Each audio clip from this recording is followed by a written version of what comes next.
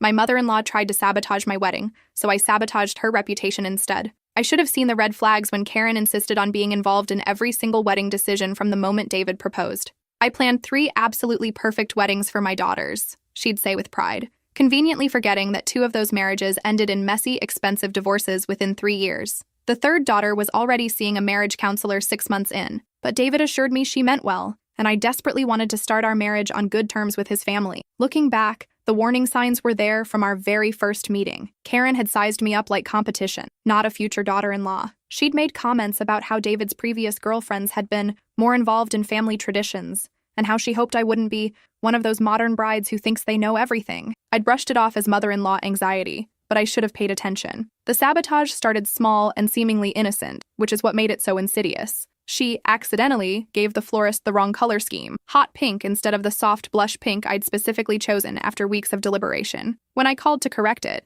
the florist sounded genuinely confused.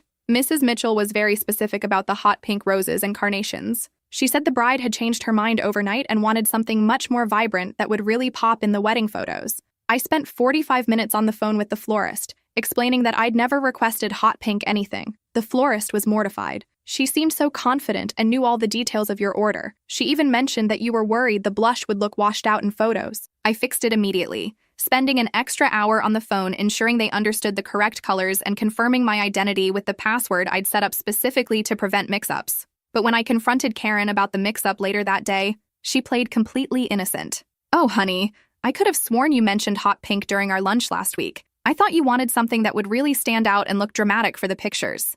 I was just trying to help make your vision come to life." The gaslighting was immediate and effective. For a moment, I actually wondered if I had mentioned hot pink somewhere along the way. Then came the caterer incident, which was far more elaborate and expensive. She told them I was vegetarian, which I'm definitely not.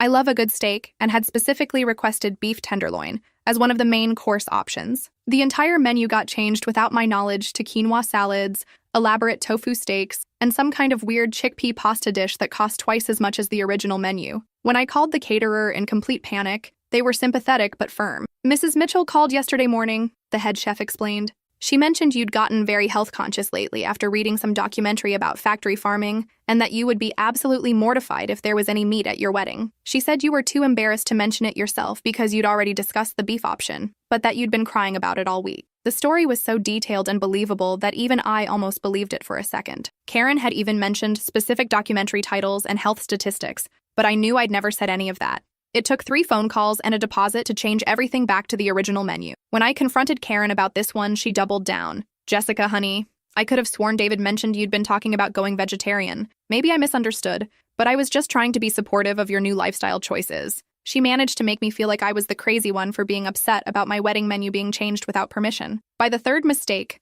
I knew this wasn't accidental anymore. She'd given the DJ a completely different playlist, her favorite country songs instead of our carefully curated mix of pop, rock, and romantic ballads that David and I had spent weeks putting together. Songs that held special meaning for us, tracks from our first date, our relationship milestones. Dancing Queen and Mr. Brightside were replaced with Friends in Low Places and Achy Breaky Heart. The DJ called me completely bewildered. "Mrs. Mitchell said you'd had a change of heart about the music and wanted something more traditional and family-friendly. She mentioned that your grandmother was very religious and would be offended by some of the modern songs. My grandmother had been dead for 5 years, and she'd loved dancing to pop music." "Mom, what the hell is going on?" David finally confronted her after this 3rd incident. "This is getting ridiculous. Jessica's stressed enough without vendors getting wrong information." Karen immediately burst into crocodile tears, her voice quivering with practiced emotion. "I'm just trying to help make it special for you both. I know how stressful wedding planning can be for young women these days. Your sisters let me plan their weddings completely, and they turned out absolutely beautiful. I thought maybe I could take some pressure off Jessica by handling a few small details." She painted herself as the helpful mother-in-law, and me as the stressed-out bridezilla who couldn't handle planning her own wedding. David felt guilty seeing his mother cry and asked me to give her one final chance to help with the wedding. Against every instinct screaming in my head, I agreed, but I wasn't going to be completely stupid about it anymore. I secretly hired a professional wedding coordinator, Emma, someone with stellar reviews and experience dealing with difficult family members. I told David the coordinator was a surprise gift from my maid of honor, Sarah, who was worried about me being stressed and wanted to make sure everything went smoothly. Emma was a godsend. She immediately set up password protections with all vendors and established herself as the only authorized point of contact besides me. "I've seen this before," she told me quietly. Some family members get carried away and start making unauthorized changes. We'll make sure it doesn't happen again. But Karen wasn't done. 3 days before the wedding, she struck again with her biggest and most audacious sabotage attempt yet. She somehow bypassed Emma's protections and called the venue directly, claiming to be my mother and saying we needed to move the entire ceremony inside because I was having severe anxiety attacks about the weather ruining everything. There wasn't a single cloud in the forecast. It was supposed to be a perfect 75-degree day with light breeze. When I called to reverse the change, the venue manager was confused and sympathetic. "Your mother was really concerned about you," she said gently. "She mentioned that you'd been having panic attacks all week about potential rain, even though the forecast looks perfect. She said you were too embarrassed to call yourself, but that you'd specifically asked her to handle it because you were having a breakdown." Karen had apparently spent 20 minutes on the phone with the venue manager, creating an elaborate story about my supposed mental health crisis. She'd mentioned fake therapy sessions, made-up medication, and even claimed I'd been hospitalized for anxiety the previous month. The venue manager was ready to recommend postponing the entire wedding. That's when I discovered something incredibly interesting and infuriating. While investigating how Karen had gotten through to the venue, I found out she'd been telling everyone, vendors, family, friends, even complete strangers, that she was the real wedding planner behind my entire wedding. She'd been taking credit for every detail, every choice, every decision that I'd spent 6 months meticulously researching and organizing. Emma had discovered business cards during her own investigation. Professional business cards. Karen Mitchell, premier wedding consultant, creating dream celebrations for over 20 years. She was literally using my wedding as her business portfolio, telling people she was a professional event planner. But it got worse. Karen had been showing these cards around town, at the grocery store, at her book club, at church. She'd been telling people that she'd started a wedding planning business, and that my wedding was going to be her big debut as a professional planner. She'd even posted on Facebook about her new venture and how excited she was to showcase her talents. The night before my wedding, I couldn't sleep. David was staying at his best man's house for the traditional separation, so I was alone in our apartment. Around midnight, I went downstairs for some water and heard Karen's voice coming from the living room. She was on the phone with someone, probably one of her church friends. "Yes, it's going to be absolutely gorgeous tomorrow," she was saying in her most prideful voice. I planned every single detail myself, from the flowers to the music to the menu. The poor bride was so completely overwhelmed with everything. You know how these young girls get, that I basically had to take over the entire process. She just couldn't handle the pressure. I stood frozen in the hallway, listening to her take credit for months of my work while simultaneously painting me as incompetent. "Oh, and I'm thinking of making this into a real business," she continued excitedly. "I've gotten so many compliments on the events I've organized for the family over the years. This wedding will be absolutely perfect for my portfolio. I'm thinking of charging maybe $5,000 for full wedding planning services. That seems reasonable for someone with my experience." She spent another 10 minutes detailing all the challenges she'd had to overcome because of my supposed incompetence and how she'd saved the wedding with her expertise. I'd had enough of her lies, manipulation, and credit stealing. This wasn't just about wedding sabotage anymore. This was about her building a fraudulent business on my work. I spent that entire night preparing my revenge. I documented every sabotage attempt. Every lie, every manipulation. I gathered screenshots of her Facebook posts about her business, photos of her business cards, and recordings of her phone conversations. By morning, I was ready to completely destroy her fake reputation. First, I called every single vendor and explained the real situation. I had Emma conference in to verify my identity and authority. I showed them documentation of every change Karen had made, every lie she'd told, every time she'd impersonated me or claimed to be the wedding planner. The florist was absolutely horrified. She said she was your official wedding planner and that you were too anxious to make your own decisions. She knew so many details about your order that we had no reason to doubt her. "We're so sorry." The caterer was furious. "She spent an hour on the phone with us, talking about your supposed dietary restrictions, and even mentioned fake medical conditions. We completely restructured our prep based on her lies." The DJ was embarrassed. "She seemed so knowledgeable about music and weddings. She told us she'd been planning events for 20 years and that you'd hired her because you were too overwhelmed to handle it yourself." I asked each vendor to play along with my plan for exposing her the next day. They were all eager to help after learning how they'd been manipulated and lied to. Then I created a group chat with David's 3 sisters, his brother, and his 2 best friends. I sent them screenshots of Karen's business cards, audio recordings of her phone calls taking full credit for my wedding planning, and copies of her Facebook posts about her new business venture. The response was immediate and explosive. His sister Michelle responded within minutes. "Oh my God, she did the exact same thing with my baby shower last year. She told everyone she planned the whole thing and even charged my neighbor $200 for planning advice. That consisted of forwarding Pinterest links." His sister Sarah chimed in. "She's been using photos from my wedding on her Facebook for 2 years, claiming she was the planner. She even created fake testimonials from people saying how amazing her work was. I thought it was weird but didn't want to cause family drama." His brother Mike added, She charged my girlfriend's mom $300 for event coordination for their 25th anniversary party. Mom literally just showed up the day of, took some photos, and acted like she'd organized everything. His oldest sister, Amanda, who rarely got involved in family drama, sent a long message. This explains so much. She's been telling people at work that she has a side business planning events. She even tried to get my boss to hire her for the company Christmas party. I was mortified because I knew she had no experience. Turns out Karen had been pulling this elaborate scam for years, taking credit for other people's events, using their photos as her portfolio, even charging her friends and neighbors for planning services that consisted entirely of stealing other people's ideas and claiming them as her own work. The family group chat exploded with more revelations. David's cousin mentioned that Karen had charged her neighbor for decorating advice, and then just copied ideas from Pinterest. His aunt revealed that Karen had been taking credit for family reunion planning that the aunt had actually done. Even David's father chimed in, admitting he'd been suspicious when Karen suddenly started talking about having a business. I spent hours that night coordinating with Emma and the family to plan the perfect exposure. We set up multiple cameras, arranged for key family members to be present, and even contacted some of the people Karen had scammed to see if they wanted to be involved. The morning of my wedding, I put my carefully orchestrated plan into action. I arrived early to the venue with Emma. The venue was a beautiful garden space that I'd chosen specifically for its outdoor ceremony area, an elegant reception hall. Karen was already there at 7 a.m. wearing a dress that was way too formal and attention-grabbing for a mother of the groom, clearly trying to upstage me on my own wedding day. She was directing vendors around like she owned the place, acting like she was the professional in charge of everything. I watched her instruct the florists on placement, tell the caterers where to set up, and even attempt to give the photographer directions about angles and lighting. "Karen," I called out sweetly as I approached her, my phone already recording discreetly. "Could you come here for a moment? I want to talk to you about something important." She strutted over confidently, beaming with self-satisfaction. "Everything looks absolutely perfect, doesn't it, dear? I'm so glad you finally let me take proper control of the planning.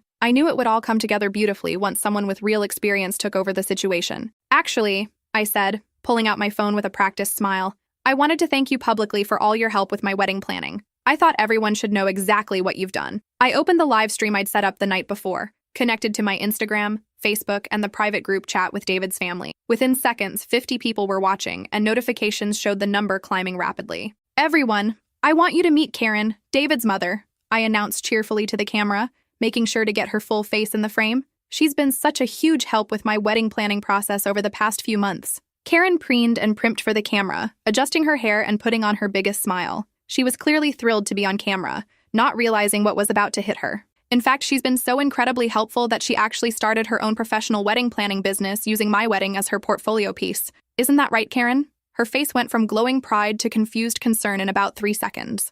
I pulled out her business cards and held them up to the camera. Karen Mitchell, premier wedding consultant, creating dream celebrations for over 20 years. She's been telling everyone that she planned my entire wedding from start to finish.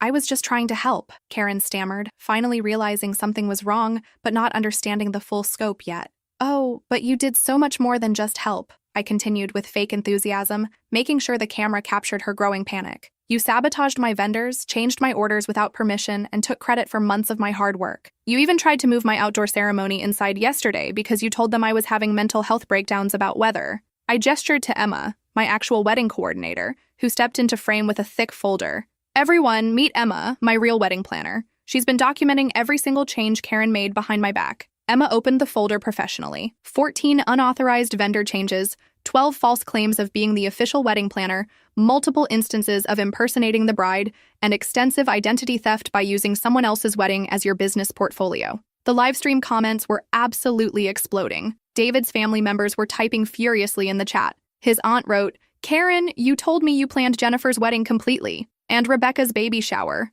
added his cousin. "You charged my friend money for that." His sister Michelle had joined the live stream and was commenting in real time, "She's been scamming people for years. I have proof." Karen tried to grab my phone out of my hands. "Turn that off right now. This is completely inappropriate. You're ruining everything." "Actually, no," I said, stepping back smoothly, while Emma moved to block Karen's approach. "See, everyone, Karen has been running an elaborate scam for years, taking credit for other people's events, using their photos without permission, and charging friends and family members for planning services she never actually provided." I nodded to Emma, who began posting screenshots in the group chat faster than Karen could keep up. Bank records showing Karen had charged her neighbor $500 to plan her daughter's graduation party, an event the neighbor had actually planned entirely herself. Photos from David's sister's wedding that Karen had been using on social media as examples of her work, even fake testimonials she'd written for herself under different names. The best part, I continued to the rapidly growing audience, now over 150 viewers, is that Karen told everyone I was too overwhelmed and anxious to plan my own wedding,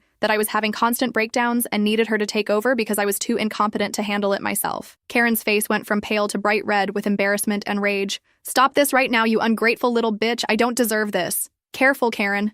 David's voice came from behind her. He'd been watching the live stream from the groom's suite and had come running with his groomsmen. "You're on camera, and about 200 people are watching you right now." He walked over and put his arm protectively around me, his face grim with disappointment. "Mom, is everything Jessica's saying true? Have you been lying about planning her wedding?" Karen looked around desperately. Vendors were openly staring and whispering. Wedding guests who'd arrived early were pulling out their phones to record. The photographer I'd hired was discreetly capturing everything for posterity. Even some of David's groomsmen were filming with their phones. "It's not what it looks like," she said weakly, her voice barely a whisper. "I was just trying to help make everything perfect for you both. I never meant for it to get this complicated." "Really?" I asked with mock concern, turning back to the camera. "Because I have audio recordings of you telling people you planned every detail of my wedding. I have documentation of every single sabotage attempt. And I have testimony from your own family members about all the other events you've stolen credit for over the years." David's sister Michelle had actually driven over during the live stream with her husband and 2 other family members.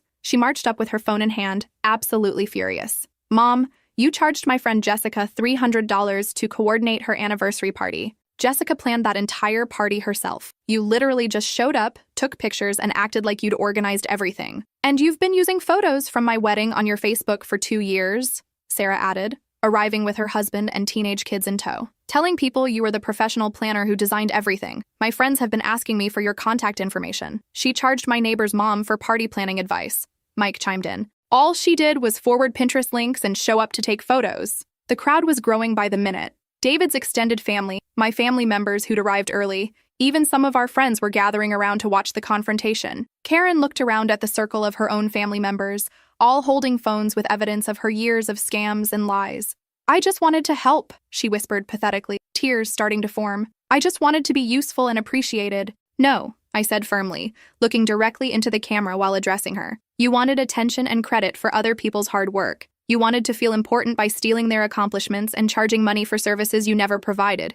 You wanted to build a business on lies and other people's creativity." I turned back to address my livestream audience directly, which had grown to over 300 viewers. "So, just to be absolutely clear, everyone, Karen Mitchell is not a wedding planner. She's not an event coordinator. She has no training, no experience, and no qualifications. She's someone who lies about other people's work and tries to profit from their efforts while sabotaging them behind their backs." The comments were pouring in faster than I could read them. People were tagging their friends, sharing the stream, and even local business owners were chiming in to warn others. Someone had identified her business cards and was posting warnings in local Facebook groups. "And now," I announced with a bright smile, "Karen is going to sit quietly in the very back row while I marry her son. If she causes any disruption whatsoever, security will escort her out of the venue immediately." I gestured to the 2 professional security guards I'd hired specifically for this possibility. They stepped forward and nodded at Karen. Karen opened her mouth to protest, but David cut her off sharply. "Mom, sit down. Don't say another word. We'll discuss this after the honeymoon. But right now, you need to be quiet and let Jessica have her day. You've done enough damage." David's father had arrived and was staring at his wife in shock and disappointment. "Karen, how could you do this? How could you lie to all these people?" She had absolutely no choice. With the entire family watching and recording, dozens of strangers witnessing her humiliation, and security guards ready to remove her, she shuffled to the back row and sat in complete silence. The wedding proceeded absolutely perfectly. Every detail I'd planned and agonized over for months went off without a single hitch. The flowers were the exact blush pink I'd chosen. The menu included all our favorite dishes. The DJ played our carefully curated playlist, including our first dance song and all the meaningful tracks we'd selected together. David and I exchanged the vows we'd written ourselves, promising to support each other's dreams and always be honest with each other. The irony wasn't lost on anyone present. During the reception, I made one final announcement that I'd been planning all week. "I want to thank everyone who helped make this day absolutely perfect," I said into the microphone, my voice carrying across the beautifully decorated reception hall. My real wedding planner, Emma, who saved the day multiple times and protected my vision. My amazing vendors, who dealt with someone pretending to be in charge with such professionalism and grace. and my new family, who supported me completely when they learned the truth about what had been happening. I paused and looked directly at Karen, sitting alone at the family table while everyone else mingled and celebrated. Marriage is about trust, honesty, respect, and supporting each other's dreams and accomplishments. I'm grateful to be joining a family that truly values those things, even when it means confronting difficult truths. The applause was absolutely thunderous. Even Karen's husband, David's father, was clapping enthusiastically while staring at his wife with disappointment. 3 days into our honeymoon in Italy, David's phone started exploding with messages and notifications. The live stream had been shared hundreds of times across social media platforms. Karen's fake business was being exposed in local Facebook groups, neighborhood watch forums, and even some regional news outlets. Her church friends were asking for refunds for services she'd never provided. Multiple neighbors she'd scammed were threatening small claims court. The local Better Business Bureau had received several complaints. The story had even been picked up by some local news outlets as an example of wedding vendor fraud and family deception. I actually feel a little bad for her, David said, scrolling through the messages and news articles while we sat on our hotel balcony overlooking the Mediterranean. This is pretty humiliating, and it's going to follow her for a long time. I don't feel bad at all, I replied honestly, sipping my wine and watching the sunset. She spent months systematically trying to ruin our wedding for her own ego and profit. She stole credit for my work, lied to vendors, and charged people money for services she never provided. She built a fake business on other people's creativity and hard work. Actions have consequences, and she earned every bit of this humiliation. David nodded slowly. You're right.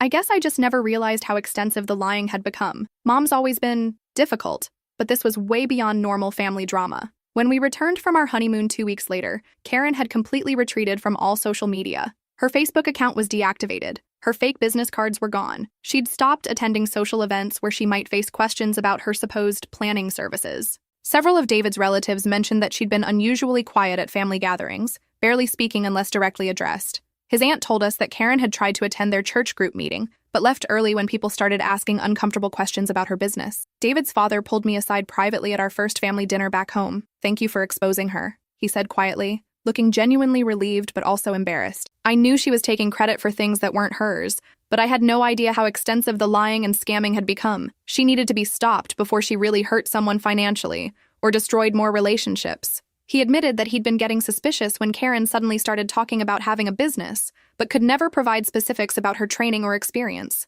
She kept saying she'd learned everything from planning family events, but I knew the family events were always planned by other people. 6 months later, Karen finally worked up the courage to attempt an apology. Sort of. I may have gotten a little carried away with trying to help, she said stiffly during a tense family dinner, unable to make eye contact with me. But I really was trying to make everything perfect for you and David. I wanted your wedding to be special. Merci, Karen, I said calmly, setting down my fork and looking directly at her. You systematically sabotaged my wedding vendors and lied to my face for months while stealing credit for my work. You impersonated me to vendors, changed orders without permission, and created elaborate lies about my mental health. You charged people money for services you never provided and built a fake business using other people's creativity. That's not helping or getting carried away. That's fraud and sabotage. She never admitted the full truth or gave a real apology, but she also never tried to take credit for anyone else's work again. Now, whenever family members plan events, they specifically and explicitly ask Karen not to help in any way. She sits quietly at celebrations,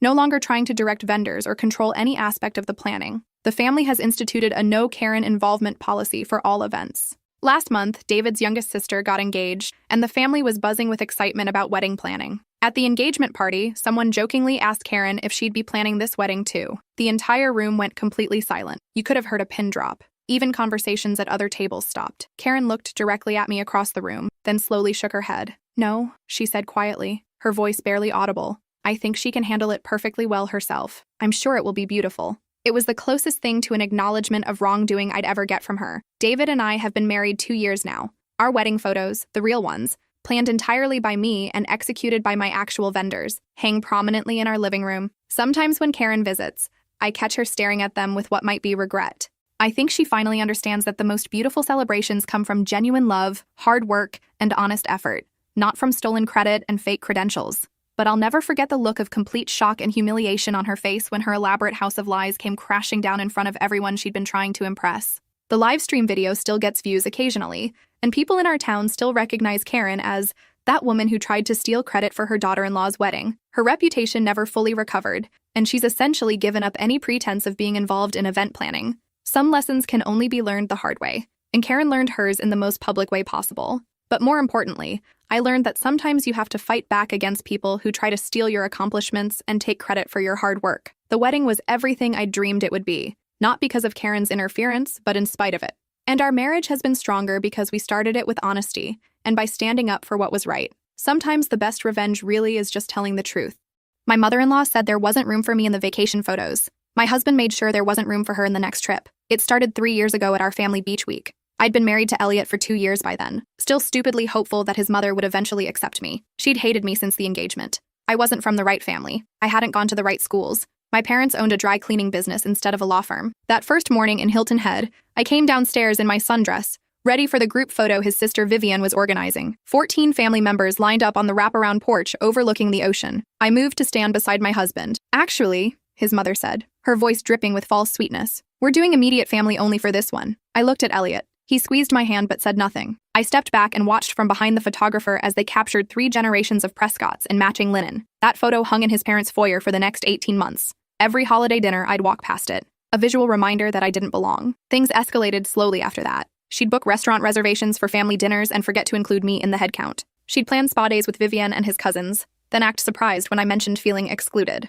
Oh, I just assumed you'd be working. I was a veterinarian. I had weekends off. She knew this. Elliot always defended her with the same tired excuse. That's just how she is. She doesn't mean anything by it. But she did mean something. Every slight was calculated. Every exclusion deliberate. The breaking point came at Christmas. His mother hosted a gift exchange. She handed out beautifully wrapped presents to everyone in the room. When she reached me, she smiled tightly. I didn't know you'd be joining us this year. I must have miscounted. 23 people watched me sit empty-handed. That night, I told Elliot everything. Every snub, every cruelty, every moment I'd swallowed my hurt to keep the peace. I showed him screenshots of group texts I'd been excluded from. I documented 3 years of deliberate rejection. He was quiet for a long time. Then he said something I'll never forget. I'm so sorry. I should have seen this. I should have protected you. The next morning, he called his mother and told her she wasn't welcome at our home until she apologized. She laughed and told him he'd come crawling back within a week. He hung up. We haven't spoken to her since. When summer rolled around, we planned our own trip. 2 weeks in Portugal with my parents and my brother's family. We rented a villa overlooking the coast. We ate fresh seafood every night.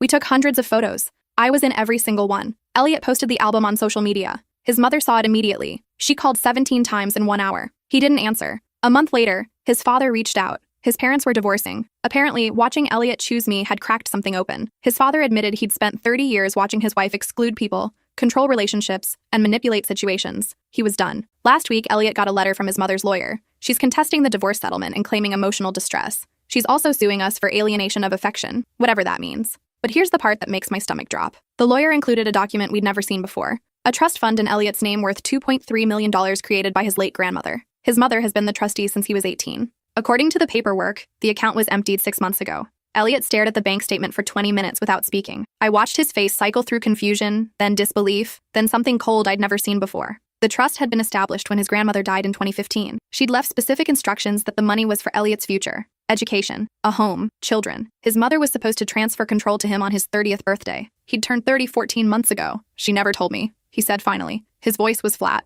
empty. I had no idea this existed. I pulled up the transaction history. The account had held steady at around $2.4 million until last March. Then withdrawals started. Small at first. $15,000 here, $22,000 there. Then larger chunks. $180,000 in June, $340,000 in August. The final withdrawal of $890,000 happened on October 3rd, 6 weeks after Elliot told his mother she wasn't welcome in our home anymore. The next morning, we met with a lawyer. Bryce Thornton had handled my parents' estate planning and came highly recommended. He reviewed the trust documents with the kind of careful attention that made me understand why he charged $475 an hour. This is theft, he said simply. Your mother was a fiduciary. She had a legal obligation to preserve these assets for you. Can we get it back? Elliot asked. Bryce hesitated. We can sue, but first we need to understand where the money went. Your mother will claim she had valid reasons for the withdrawals. We need to prove she didn't. He filed a motion to freeze his mother's assets that afternoon. By evening, she'd called Elliot 38 times. He didn't answer. She left voicemails that started angry and ended desperate. The last one said simply, "Call me back or you'll regret it." The court granted a temporary freeze 2 days later. His mother's lawyer responded with a 60-page filing claiming Elliot had been abusive and manipulative, that she'd withdrawn the money to protect it from my influence, that I was a gold digger who'd seduced her son away from his family. I laughed when I read it. Then I stopped laughing when I got to page 47. She'd included screenshots of text messages, conversations I'd never had, accusations I'd never made. She'd doctored them, poorly, but enough that someone not paying attention might believe them. She's desperate, Bryce said. People make mistakes when they're desperate. We requested full financial disclosure. His mother's lawyer tried to block it. The judge ordered compliance within 30 days. When the documents arrived, they told a story I wasn't prepared for. The money hadn't gone to medical bills or legitimate expenses. It had funded his mother's lifestyle. A $67,000 kitchen renovation, 4 European vacations totaling $83,000, a $190,000 investment in her friend's boutique that went bankrupt within 6 months. She'd used Elliot's inheritance like a personal checking account, but the biggest single expense was a $410,000 transfer to something called Deirdre Holdings LLC. That's interesting, Bryce said, highlighting the entry. An LLC means we can request corporate records. The records arrived 3 weeks later. Deirdre Holdings LLC was a shell company owned by his mother and her sister, Elliot's aunt Deirdre. They'd purchased a vacation property in Sedona, 3 bedrooms, mountain views, a casita for guests. They'd bought it with Elliot's money and put both their names on the deed. When Elliot saw the photos on the real estate listing, something broke in him. We'd talked about buying a house, starting a family. His grandmother's trust was supposed to make that possible. Instead, his mother had stolen his future to buy herself a desert retreat. His father called that night. We hadn't spoken to him much during the divorce proceedings. He'd been staying with Vivian, trying to untangle 30 years of marriage from a woman who'd controlled every aspect of their lives. I need to tell you something, his dad said, about the trust. He explained that Elliot's grandmother had been very specific in her instructions. The money was sacred, not to be touched except for Elliot's benefit. His mother had fought the terms of the will, arguing she should have full discretion over the funds. The grandmother's lawyer had added a clause specifically preventing that. Your mother was furious, his dad continued. She felt your grandmother trusted me more than her, which was true. Your grandmother saw how your mother operated. Did you know she was stealing from it? Elliot asked. Silence. I suspected, his dad said finally. She kept talking about having plenty of money for retirement, about not worrying about the divorce settlement. I didn't know for certain until I saw her financial disclosures last month. I should have said something sooner. We hired a forensic accountant named Colette Winters. She charged $350 an hour and was worth every penny. Within 2 weeks, she'd traced every dollar of Elliot's inheritance. The story she uncovered was worse than theft. It was systematic looting. His mother had been taking money from the trust for 5 years, small amounts at first. $3,000 here for educational expenses that never happened. $8,000 there for medical costs when Elliot was perfectly healthy. She'd learned to stay under $10,000 per transaction to avoid triggering certain reporting requirements. The withdrawals increased after Elliot and I got engaged. She'd taken $43,000 during our wedding year, not to pay for the wedding. She'd paid for that separately, making sure everyone knew how generous she was being. No, that $43,000 had funded a Mediterranean cruise for her and Aunt Deirdre. She was punishing you, Colette explained, showing us the timeline. Every time you had a major life event that moved you away from her control, she took more money. The pattern was undeniable. After we bought our house, she withdrew $67,000.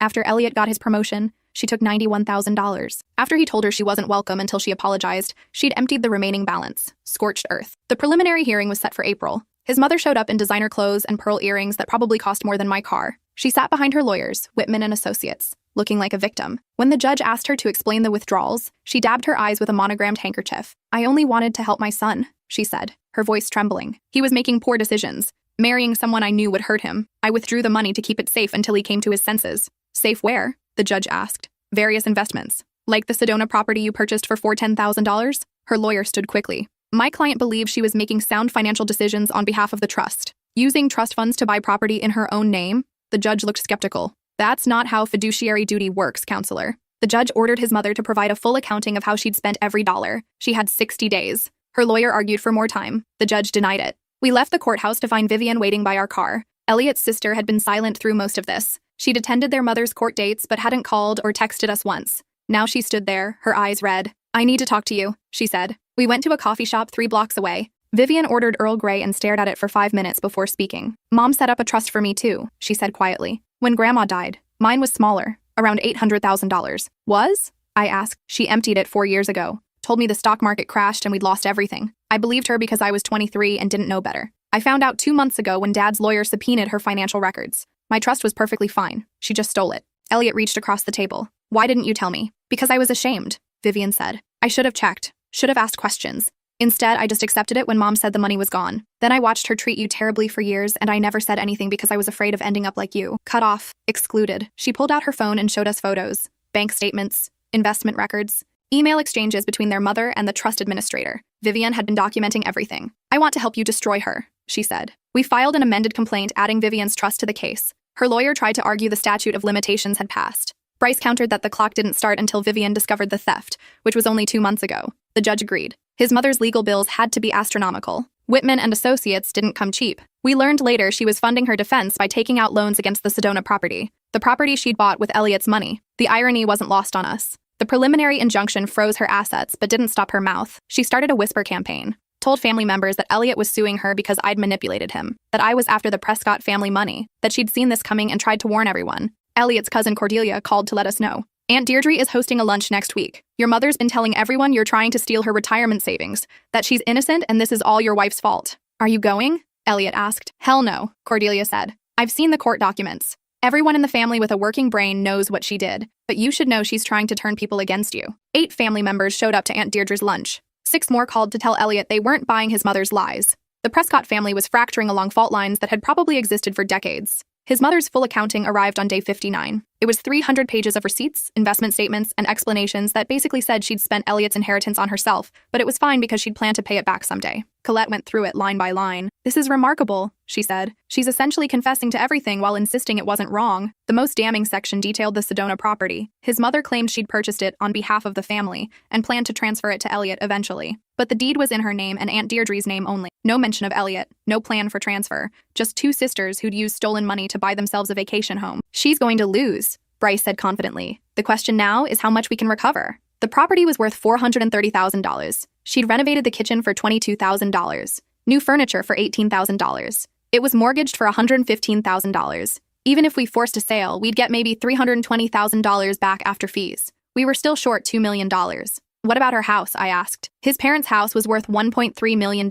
They'd owned it free and clear for 15 years. But the divorce wasn't final yet. His father was entitled to half. If we win the lawsuit, we can put a lien on her share, Bryce explained. She'd either have to sell or refinance to pay you. Elliot looked at me. That's the house I grew up in. That's the house where she excluded me from family photos, I reminded him. Where she humiliated me every chance she got. Where she planned this whole thing. He nodded slowly. File the lien. His father's divorce lawyer was a woman named Beatrice Holt, who looked like she'd been born in a courtroom. She'd been systematically destroying his mother's claims of financial need. Turned out his mother had hidden assets all over the place.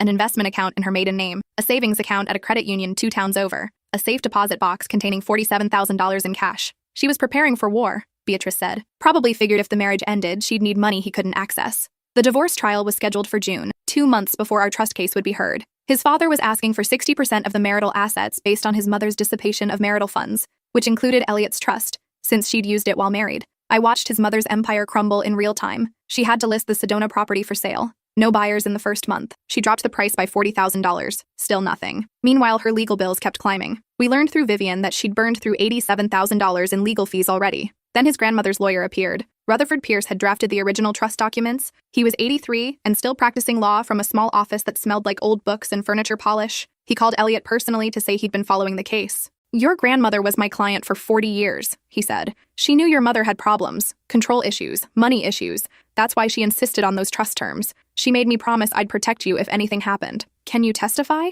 Elliot asked. I can do better than that, Rutherford said. I have recordings. Apparently, recording client conversations wasn't unusual for estate lawyers in complicated family situations. Rutherford had 3 conversations with Elliot's grandmother where she explicitly discussed her fears about her daughter-in-law's access to money. She's going to try to take it, his grandmother had said in a conversation from 2014. I know she will. She thinks Elliot owes her something for raising him, like children are investments that should pay dividends. You have to stop her, Rutherford. The recordings were admissible. His mother's lawyer tried to block them. The judge overruled the objection. We listened to Elliot's dead grandmother describe his mother's character with the kind of cold accuracy that comes from years of observation. She excludes people she thinks are beneath her, his grandmother said. She'll do the same to whoever Elliot marries unless that person comes from the right family. And if Elliot stands up to her, she'll punish him the only way she knows how. Money. Elliot wiped his eyes in the gallery. His grandmother had seen everything coming, had tried to protect him from beyond the grave, and his mother had stolen from him anyway. The trust trial began on August 14th. The courthouse was brutal in summer. No air conditioning in the galleries. Everyone sweating through their clothes while lawyers argued over whether a mother could steal millions from her son and claim it was love. His mother testified first. She wore cream-colored silk and diamond studs, spoke about sacrifice and worry, about watching her son make terrible choices,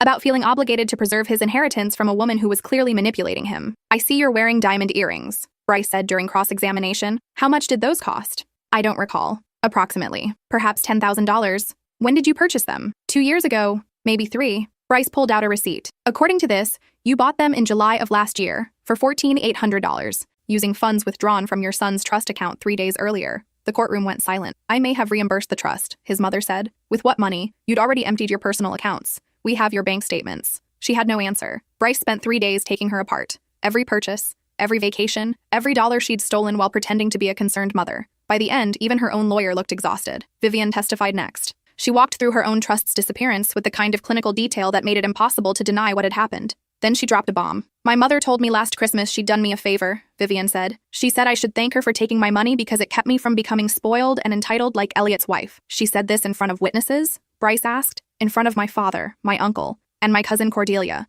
All three testified the same day. His mother's lawyer tried to object, tried to claim bias. The judge shut him down every time. Cordelia's testimony was brief but devastating. "Aunt Prescott told me in May that Elliot would regret crossing her, that she'd make sure he ended up with nothing. I thought she was just angry. I didn't know she'd already stolen everything." The defense called character witnesses, people from his mother's book club, her tennis league, women who'd known her for decades and swore she was generous and kind. Bryce didn't even bother crossing most of them. Their testimony was irrelevant compared to the banking records. The defense's star witness was Aunt Deirdre. She claimed the Sedona property was a sound investment, that her sister had planned to surprise Elliot with it someday, that everything had been done with good intentions. "If it was meant as a surprise for Elliot," Bryce asked, "why is your name on the deed?" "We wanted it to be from both of us, but not from Elliot, even though it's his money." "Well, technically, Mrs. Shaw, your sister stole $10,000 from her son and used it to buy property in both your names. That's called theft. Unless you're claiming you didn't know where the money came from?" Aunt Deirdre went pale. "I trusted my sister." "Did she tell you the money came from Elliot's trust?" "She said it was family money." "Did you ask whose family?"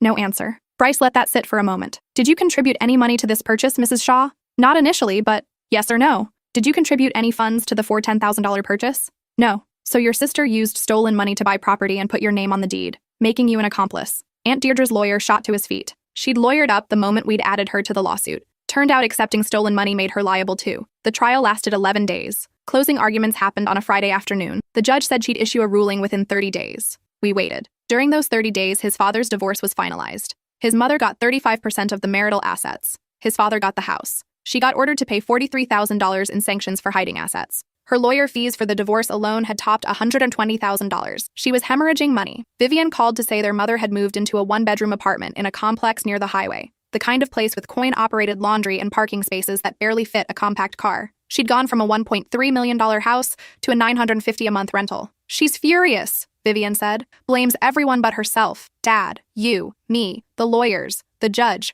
reality itself." The ruling came down on September 22nd. 23 pages of findings that essentially said Elliot's mother had betrayed every fiduciary duty she'd owed. The judge ordered her to return $2.3 million plus interest. The total came to $2,547,000. She was also ordered to pay our legal fees. $94,000 so far. She had 30 days to pay or we could begin collection proceedings. That meant seizing assets, garnishing income, whatever it took to make us whole. She tried to appeal. Her lawyer withdrew 3 days later. She couldn't pay him. She hired a new lawyer who filed a motion claiming she didn't have the funds to pay the judgment. Bryce requested full financial disclosure again. The judge agreed. The new disclosure showed she had $11,000 in her bank account. The Sedona property was still for sale. That was it. Everything else was gone. Spent on lawyers and lifestyle and maintaining the appearance of wealth while her empire collapsed. "She's going to declare bankruptcy," Bryce said. "It's her only option." "Can she discharge this debt?" "No. Fraud judgments survive bankruptcy. She'll owe you this money until she dies." We forced the sale of the Sedona property. It sold for $405,000 after sitting on the market for 4 months. After the mortgage and fees,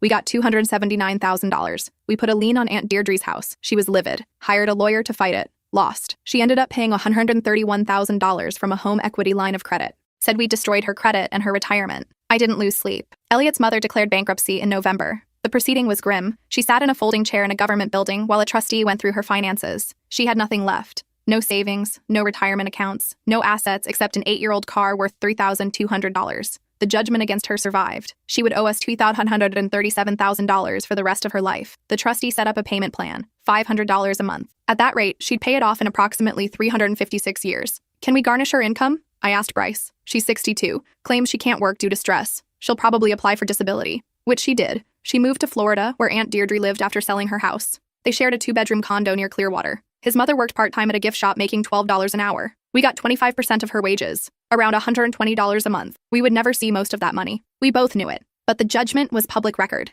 Anyone Googling his mother's name would find it. Every future employer, every potential friend, every person she tried to impress with her old money stories. The truth would follow her forever. Elliot and I used what we recovered to buy a house. Nothing extravagant. A 3-bedroom craftsman with a yard and good schools nearby. We hung photos in every room. Pictures from Portugal, from our wedding, from holidays with my family. Not a single image included his mother. Vivian settled her case 6 months later. She got $340,000, which was everything we could squeeze from Aunt Deirdre's assets and their mother's bankruptcy estate. She used it to start her own business, an event planning company that specialized in weddings. I'm helping people celebrate families that actually love each other, she told us. It's therapeutic. His father remarried a year later, a woman named Patricia who taught high school English and had never heard of the Prescott family. She thought the whole story was insane. At their wedding, she pulled me aside. I need you to know something, she said. Your father-in-law has spent the last year apologizing for every time he should have defended you and didn't. He knows he failed you both. I appreciated it. But some damage doesn't heal. Elliot and I keep the court documents in a fireproof safe. All 23 pages of the judgment,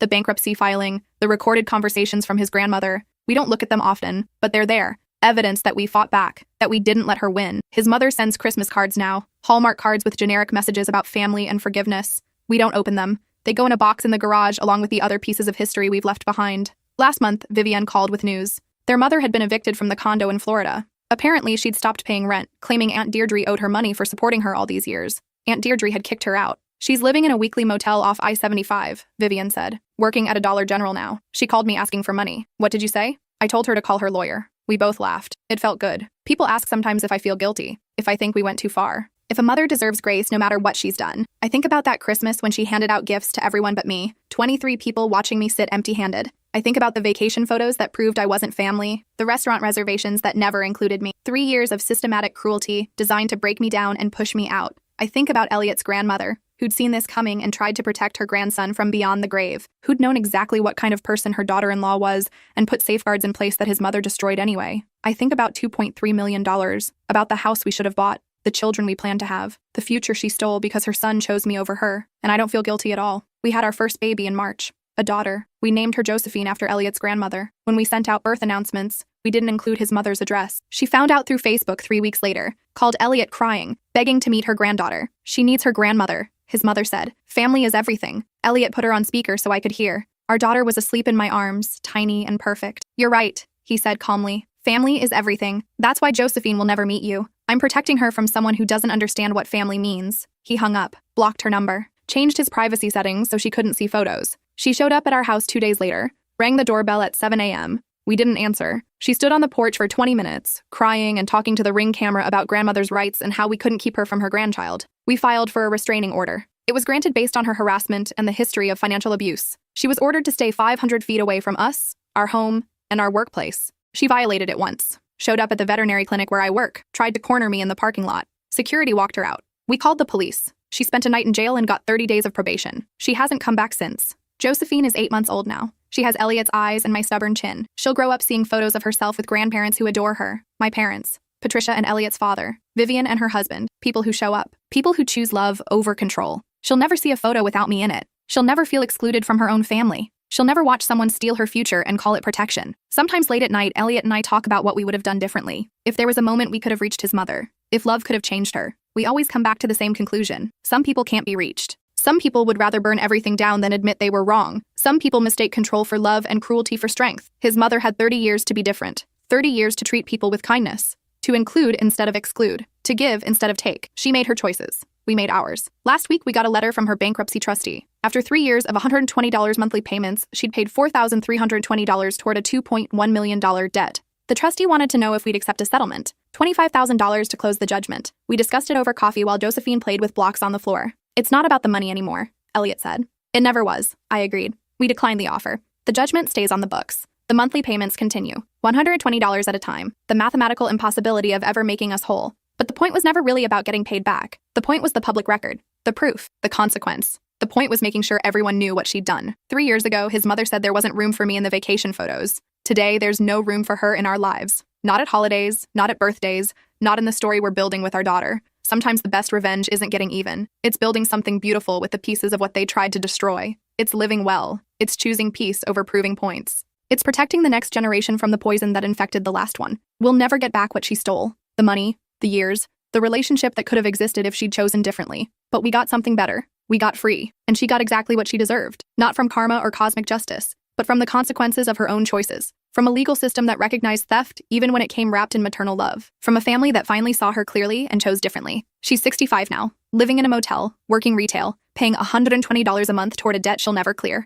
She lost her marriage, her home, her children, her granddaughter, her reputation. She did this to herself. Every exclusion, every cruelty, every dollar stolen. She built this ending one choice at a time, and we built ours too. One boundary at a time, one document filed. 1 day of refusing to accept her version of family. People still ask if we'll ever reconcile, if time will heal this, if Josephine deserves a chance to know her grandmother. I look at my daughter, at the life we're giving her, the love, the security, the knowledge that she matters, that she belongs, that her family would never exclude her from a photo or steal her future or mistake cruelty for strength. And I know we made the right choice. Some doors, once closed, should stay that way. Some people, once seen clearly, should be kept at a distance. Some wounds, once inflicted, can't be healed with time or apologies or grandmother cards sent to addresses she's not supposed to have. His mother made sure there wasn't room for me in the vacation photos. We made sure there wasn't room for her in our daughter's life, in our peace. In the future, we're building from the ashes of what she tried to take. She wanted control, she got consequences, and we got free. In the end, that's worth more than $2.3 million. That's worth everything.